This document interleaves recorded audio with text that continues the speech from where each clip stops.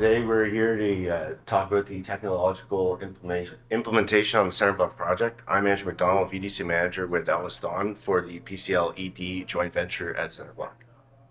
And I'm Ahmed Yusuf with PCL, working on the PCL-ED Joint Venture at Centre Block. So again, we're here to talk about Centre Block Rehabilitation Project and its BIM technology implementation.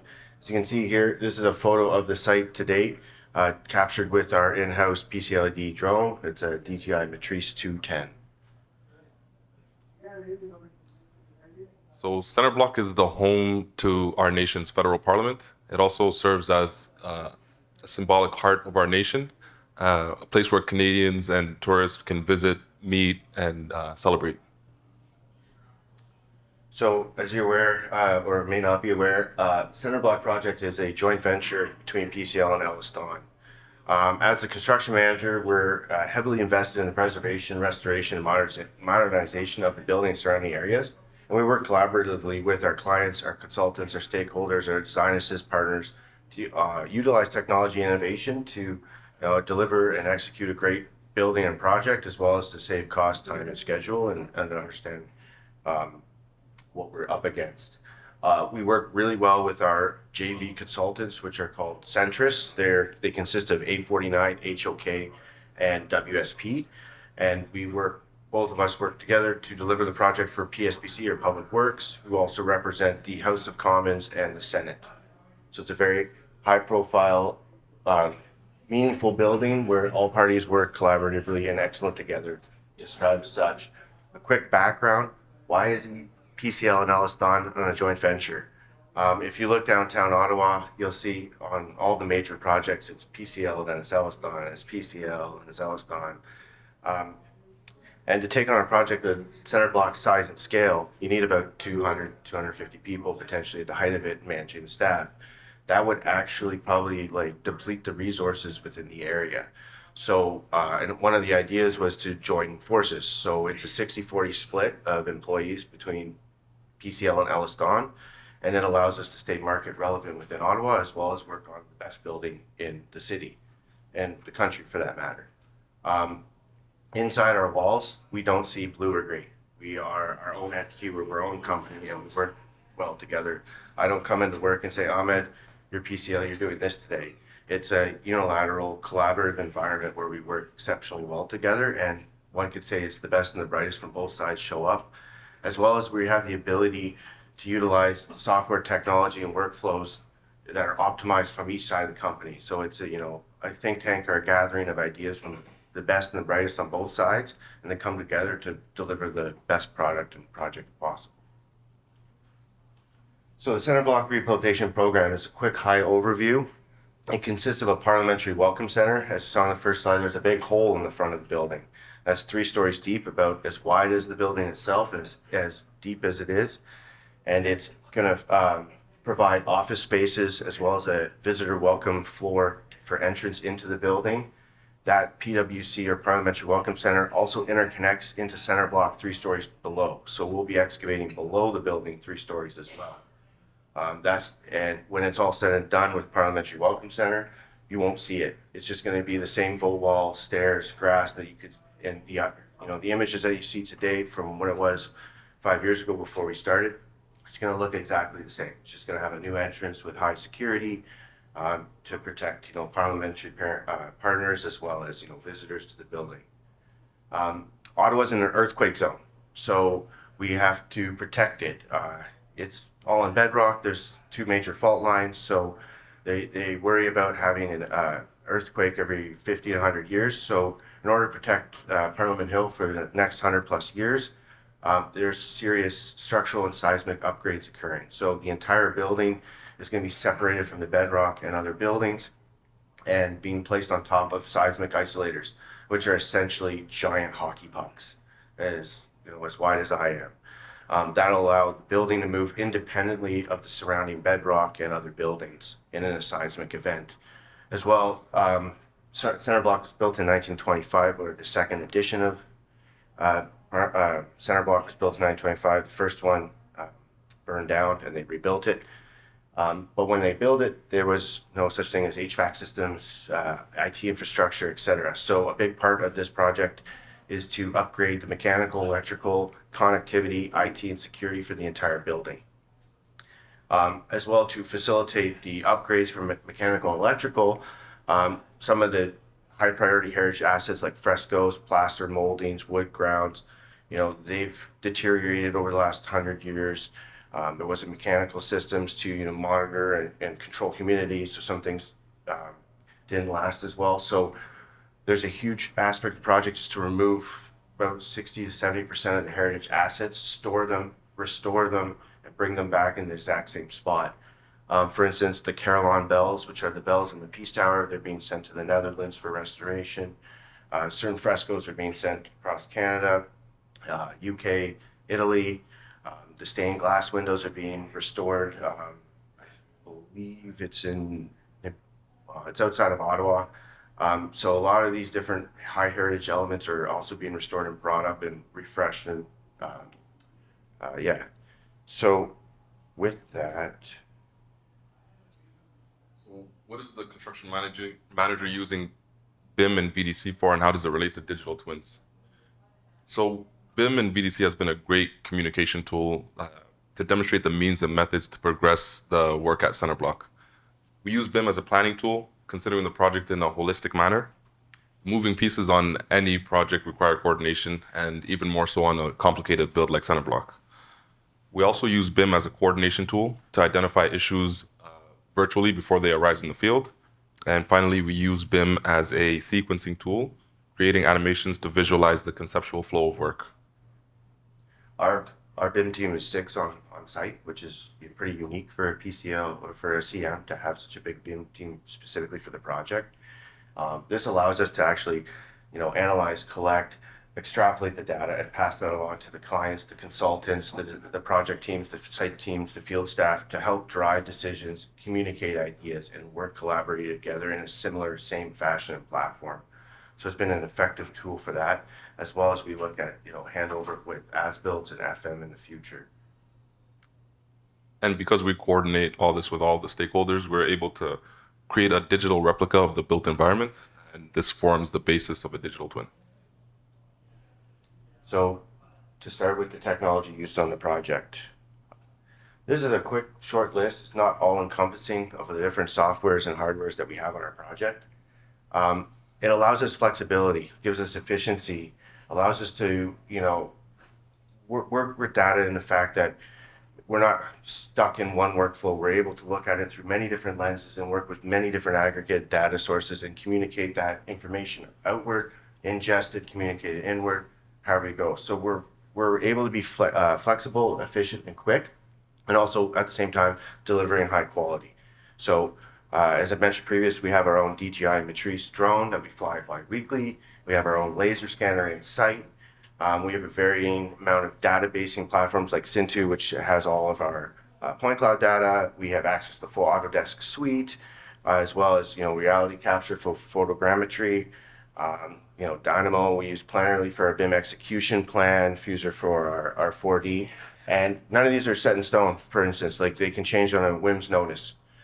It's really about what we need to accomplish our goals and make really things just efficient and high quality. And we're really fortunate to have both EllisDon and PCLs and Centris, like with HOK 49 and WSP, having such a wide array of software tools and technology really helps us get right to the meat and bones and get the job done.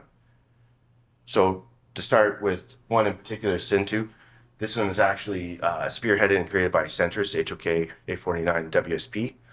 And it's their own kind of customized version of Cintu. And this houses our entire LiDAR repository.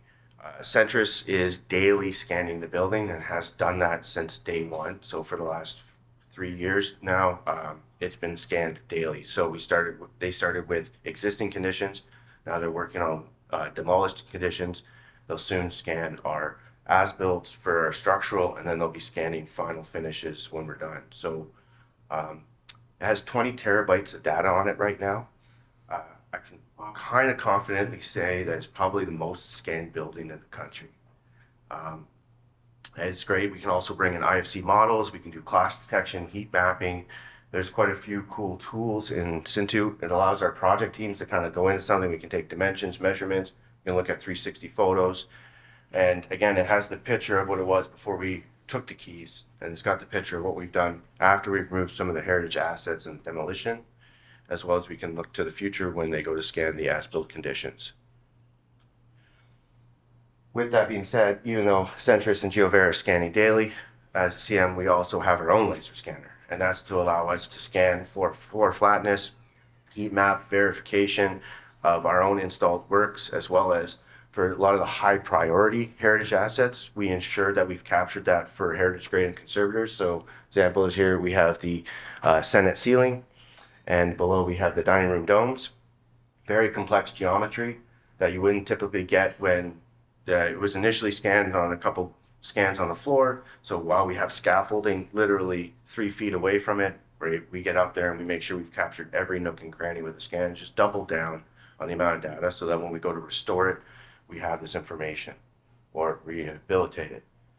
Another aspect is we do a lot of heritage protection in situ. So there's many heritage elements that are not being removed that are going to stay in place, as well as sometimes what would have remained may have to be removed or changed for, say, some particular structural upgrade. So we're able to take our scans, convey that information to heritage grade and our project teams to either A, create the protection using foam and plywood for the ornate, intricate details, as well as we've also been getting a lot of requests, and we'll touch on it later. We're starting to look at recreation and what we can do with that digitally. So having this information is great. Another big thing that we do as the CM is which is not too typical, but we do a lot of it. We do a lot of scan to BIM, and we do a lot of drafting. We do a lot of drawing production, coordination drawings. So with our scan to BIM, you can see here we have the existing scan and we have the demoed scan.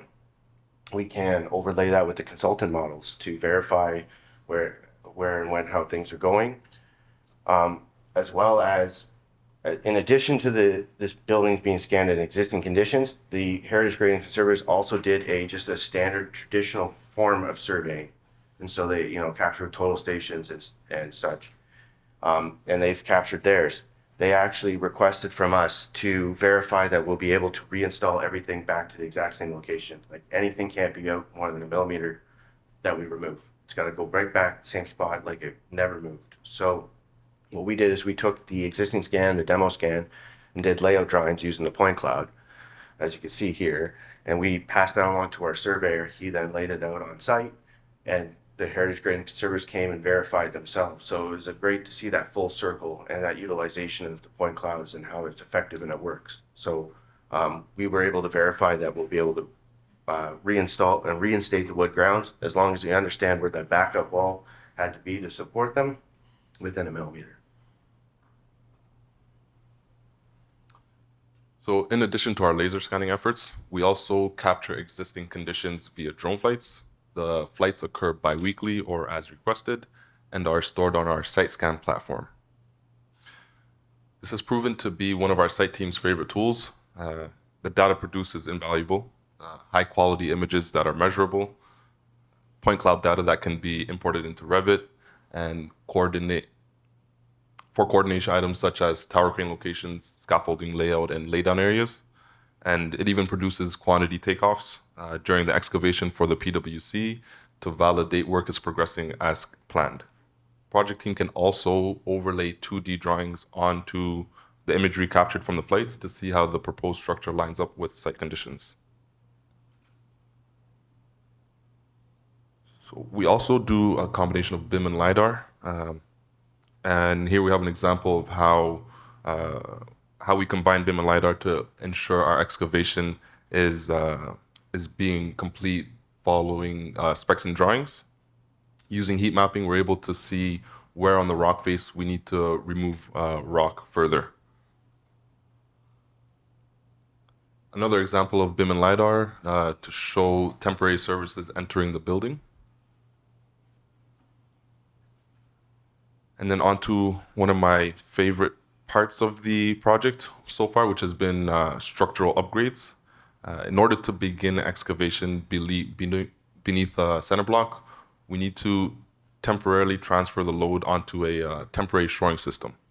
So the shoring system consists of sandwich beams, which sit on jacking plates, which sit on structural steel, which sit on piling that extends down to the bottom of the excavation, 3 stories below center block. So the sandwich beams are post-tension concrete beams which wrap around existing foundation walls, columns and piers at the basement level, and they also tie into the new level 1 slab.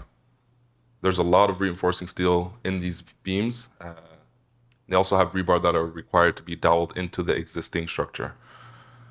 So with construction tolerances of 5 mils, determining the exact location of these cores is not a small feat. And our BIM team has created a workflow for the PCL-ED structural team to locate the cores and allow for advanced coring prior to any rebar or formwork trades arriving to site.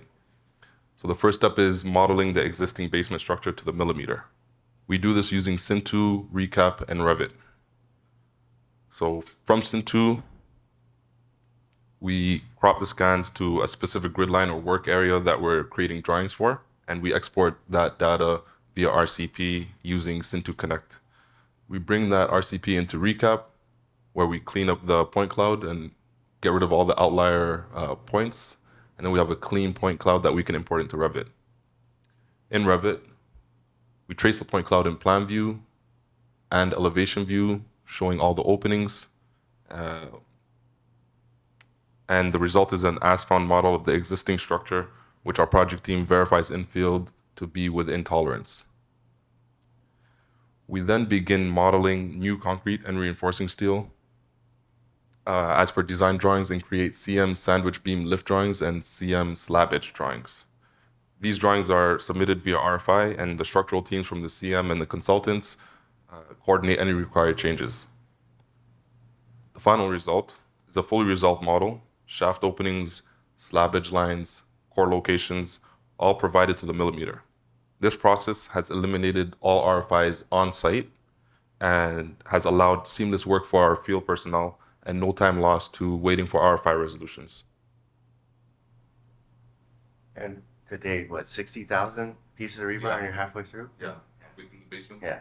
So every bar, every PT bar, everything down to the millimeter. It's nice to see the adoption and utilize these tools. Like, it's just doing the basics well, covering our bases and fully adopting the process. Another thing we also have is we use orthophotography with scan to mesh in reality capture. So we have point cloud, creates a mesh file, then we then overlay the high-res photos, because another thing, including the survey and including the point cloud with the existing conditions, they all, Centris and PSPC also captured high resolution imagery. We can then overlay that and amalgamate it all into one data source and one seamless mesh. It allows you to actually capture the more ornate details, because you can understand there's a lot of complicated plaster molding, wood, stone, etc.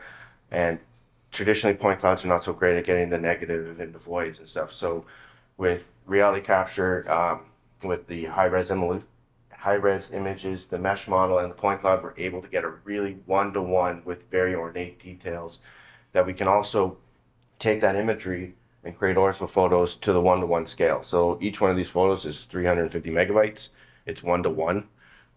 So when you bring in your drafting software, it provides a great background, as well as you can see there's varying examples of paintings and frescoes that will have to be reinstated or rehabilitated, perhaps. Gives you a realistic image for the color, and it provides the heritage team and the restoration teams, the background information of what was there existing. So again, it's super captured and allows us to, and another one is they'll do markups. So they'll go through using these photos as the background, provide markup as to, if there was a crack here, if there's a crack there, or let's reinstate this, as well as it also provides background for the photos for restoration, which is huge for heritage. Being a very complex heritage building and very important, we have to make sure we've documented all that and we've utilized these tools. So another aspect of those ortho photos in the mesh model is here we have a corridor. Every single one of those marble stones has been removed from the building, but they've been asset tagged. So the conservators and heritage grade will actually mark up the ortho photos with each asset ID and create a drafting plan. So when they store it in our 2 different warehouse facilities offsite, they can, it creates a nice plan, and they can bring it, when they bring it back, it goes in the same spot. And as well as it has high resolution, so it allows them to visually, if there's ever any accidental and tag movement or whatever, they can see this information. Another case we had to recently, because of all the work we're doing in the foundation, the structural for the Peace Tower, we had to recently stabilize the Peace Tower pinnacles, which are the four upward pieces around the clock. So we sent a drone up, and we took photos with the drone, created a photo mesh to be able to get the geometry to understand whether we're going to place foam or we're going to use straps, like all this, and it conveyed that information to the project team so they could understand how they were going to stabilize these pinnacles so they wouldn't move during construction phase. So very useful information with the reality capture for orthophotos and mesh models.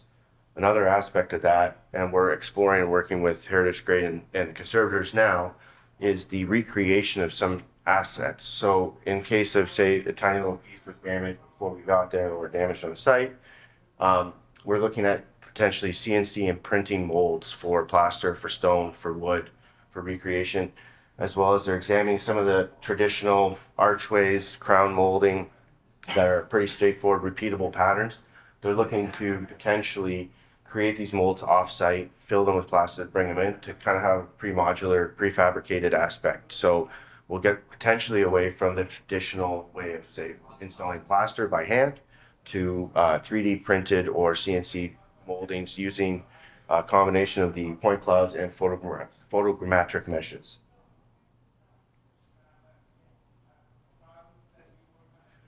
So virtual reality is used on Centre Block in design assist meetings with our partners Modern Niagara, Group and TWZ, either on site using a VR headset or virtually using a computer.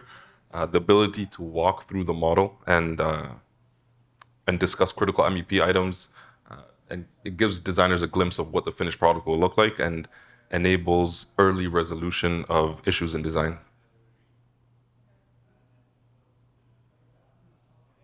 We're also planning to use augmented reality via iPad as a tool to see what will be built in the future and verify correct installation of various items. So you can take your iPad, scan a QR code, or scan planes of a structure, and it'll drop you in the right location. And then the digital or the virtual model is overlaid onto the real world.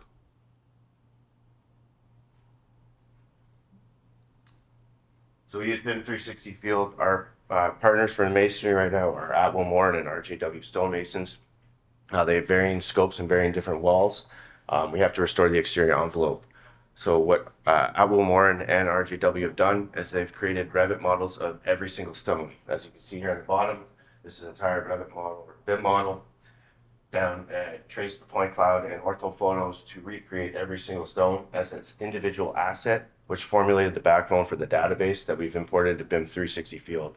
We use that to track everything that we've ever done to any stone. So laser cleaning, joint repair, change of scope, issue tracking, all of that's coming through BIM 360 Field for all the exterior masonry. And at the end, they can also hand over, as-built Revit model with here's all the changes, here's all this. Additionally, if there's ever a stone that had to be repaired, it also can form the backbone for those shop drawings to repair that. So it's a great way to, leverage the BIM database with just a traditional issue tracking platform.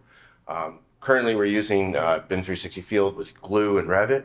Moving forward with the removal of BIM 360 Field from Autodesk, we're going to push into ACC Docs and Assets. It will be virtually the same thing, I think, with an upgraded UI.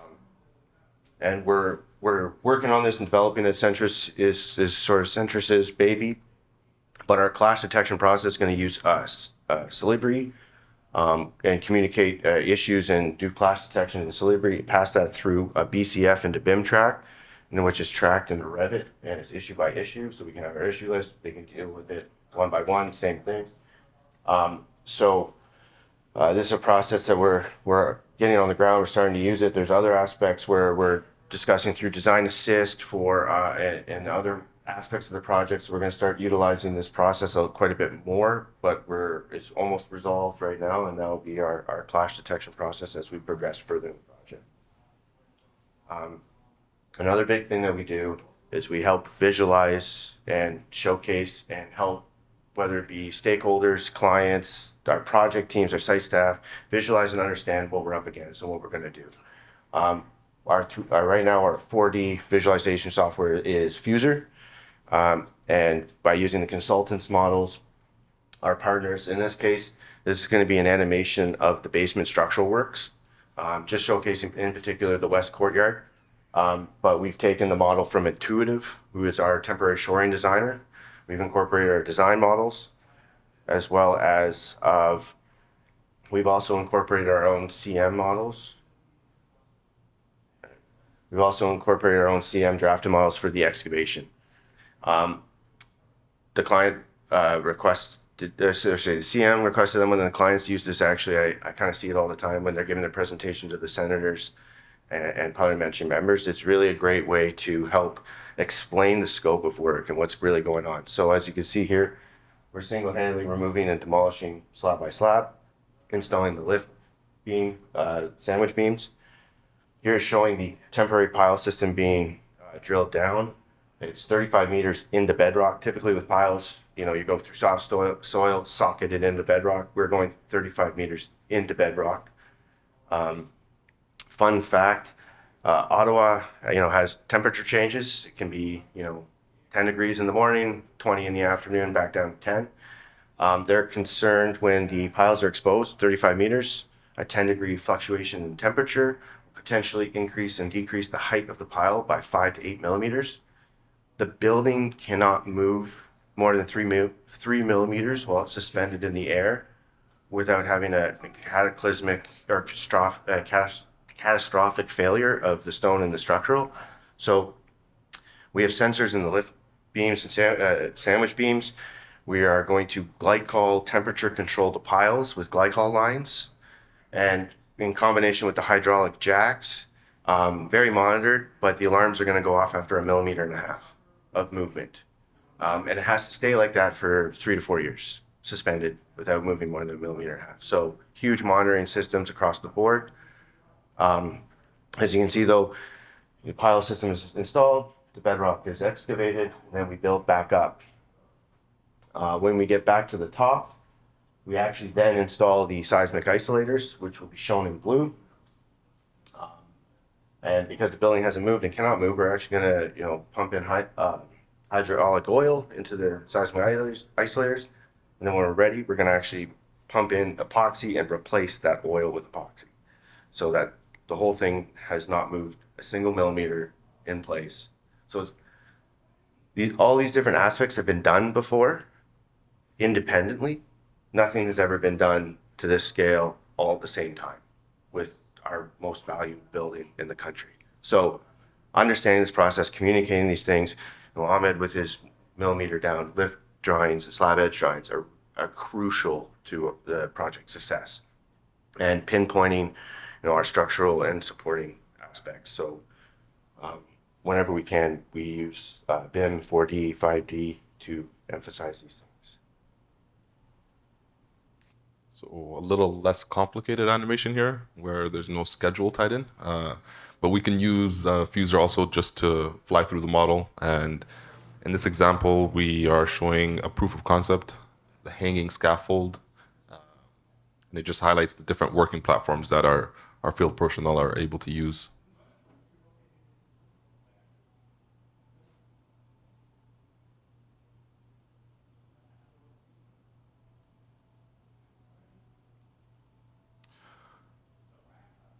So this one does have a schedule tied into it, and this is the mass excavation for the Parliamentary Welcome Center. And so the rock blasting by lift is shown here and sequenced, and just it provides a tool that shows our clients and our project team how the excavation will be taking place by lift.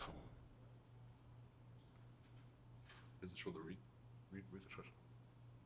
And then you can see the reconstruction or the new construction of the Parliamentary Welcome Center. All right.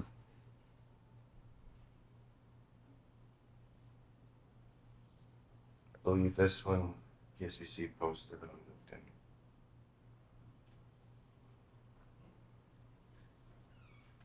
So again, back to the visualization, communicating ideas and how we do that.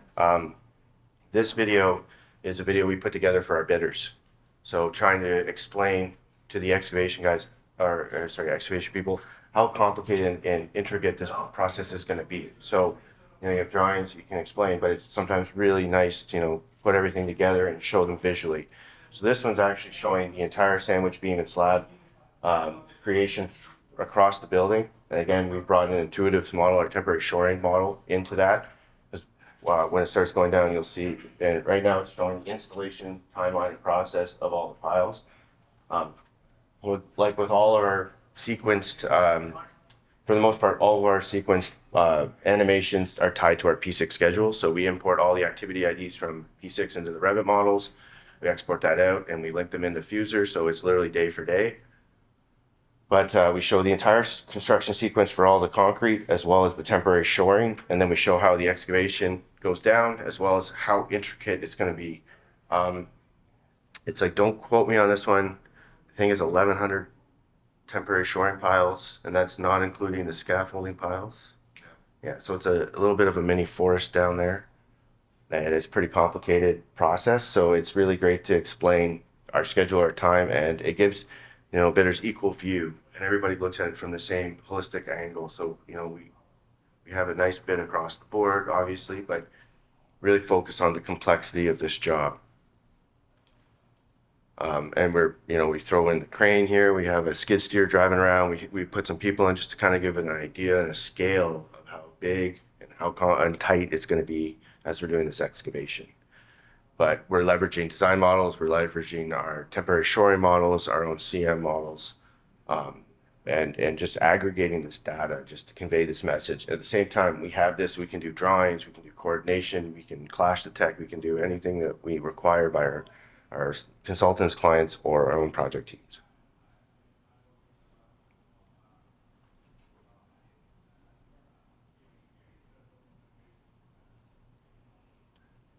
And again, I was saying it's not quite traditional, but we do act more like a drafting house. And so we do a lot more drawings and a lot more coordination activities that would be typical from a CM, just because we're supporting the clients and the consultants in their own activities and playing middleman between the trades and our design assist partners too. So it's really useful for us, and it's useful for our project teams for communicating their ideas, their plan, their scope of work for such a complex aspect of the project. Because it'll be like this for quite a while, suspended. And we're working on the building above while this is happening too. So it's a lot of coordinated activities.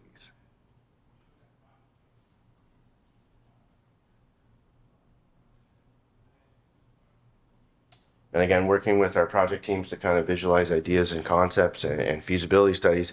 This is a animation of the scaffolding phasing idea. This is just a concept. It's not actually what it is exactly, but it's exploratory to show how we'll build scaffold here, we'll put the roof in, we'll make it watertight so we can work, and then how we can potentially remove the scaffold from a different phase and complete that zone and move on to the next. Because with tight timelines and budgetary, we want to make sure we deliver a great product on time and cost effective. So we're trying to explore how we could remove certain things while we're working on others and flip flop, and then we could be able to use these visualizations to communicate these ideas to the client consultants. Additionally, this scaffold model, well, not this one particularly, a later version of it, we then also pass on to other consultants like Gradient Wind, for instance, to do an wind study analysis to understand wind loading on the scaffolding itself. As temporary is kind of a funny word at Centre Block. Temporary typically means 3 to 4 years. It's not you're just putting up a scaffold and you're going to tear it down. That most of these scaffolds will probably be up for 3 to 4 years. In fact, we're putting Trump dolays, which are ortho photos, on front of the scaffolding that show the building. So you get to still see Centre Block in a big picture, essentially, as they're going to be there for so long, and the public may not want to see scaffolding on the building. And so that concludes our thing. I did put it there. If you want to take a picture, I think this will be released later. It's a website, the PSPC government website. So there's a little bit more information about Centre Block itself, history, shows the Dominion sculptor, some of the activities that are going on, and much more of like architectural preservation, etc. budget, scope, timelines, and they sort of do quarterly updates, as well as there's a link to the hill camp, so you can actually see it via webcam every day. And with that, does anyone have any questions? Yeah, I'm curious. So let's say the building, when it's up on those hydraulic lifts, does do the more than 1.5 millimeter shift. What's the response plan? Jacking, we can control with the hydraulic jacks. Oh. So we'll lift it up and down. So yeah, so on the structural steel above the piles, there's hydraulic jacks that will control how much you can move and not move. And that's why they were concerned with the thermal. They're going to control the thermal down and maintain it at 15 C, so that every day they didn't have to move the jack 8 millimeters up and down, so that it kind of creates a thermal plane that stabilizes the structural steel. But yeah, so the whole thing, and I've seen preliminary drawings. It's gonna be like a little bit of a NASA, command center. There's monitors, keyboards, and 24/7 team monitoring what the building's doing. So they'll be able to see, this one's starting to move like 0.2 millimeters. This is up 0.2, this is down 0.2. So they'll adjust the jacks accordingly, and they'll go out and they'll adjust. They'll see the temperatures drop by 4 degrees on a pile. They'll go out and they'll adjust the pile. It's not those exact numbers, but yeah, as soon as they see any change, they'll immediately mitigate it. And then the alarms go off in an hour and a half, and then serious tweaking occurs. Thank you. No problem.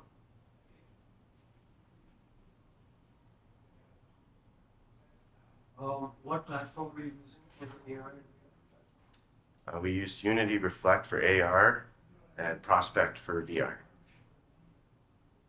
And we can also do VR at Fuser. A few of them offer VR. Right. Those are our two right now. Question about those like massive tools that you guys that you were using. Who selected those tools? Like selected by client, or you guys initiated these like tools to help them with the process? With Autodesk, we're kind of stuck because of Revit's being used on the project. So obviously we go with Revit, some 3D. Those ones kind of come with it. On other cases, again, it's a joint venture, so best of both worlds. So PCL uses Assemble. So there we go, preferred component, and it's really about established workflows and coming to it. So it's a bit of both EllisDon PCL, what platforms they use, as well as we try to make sure that we work alongside our clients and our consultants. So consultants, clients like Cintu was picked from the consultant side. And again, lots of research, a lot of time testing goes into these platforms, and it's kind of a holistic approach to how we go. But we're going to use this because we want to use. We go through does it do this? Yes. Does it do that? No. And at the same time, see the clients, the consultants, the stakeholders, what program they're using, and work with them. And then again, with EllisDon PCL, if PCL's got a great deal and has a really nice established workflow with this, we go with with that. It's the same goes with EllisDon. Does this work? So, and being a 60/40 split PCL-ED, a lot of my laptop's a PCL machine, so we're a little bit more in that PCL environment, and they have really great established, great connections, great networking, and a lot of stuff works really well. So we found that going with SiteScan, just roll with it. And it's also about the savings for the client too, right? So if we have a nice kind of deal for that, then we'll go with that aspect. Because in the end of the day, this project is paid by taxpayers, so we have to really focus not to be over the top. So we really look at the most efficient, cost-effective solution that we have access to. Thank you. No problem. Well, thank you very much.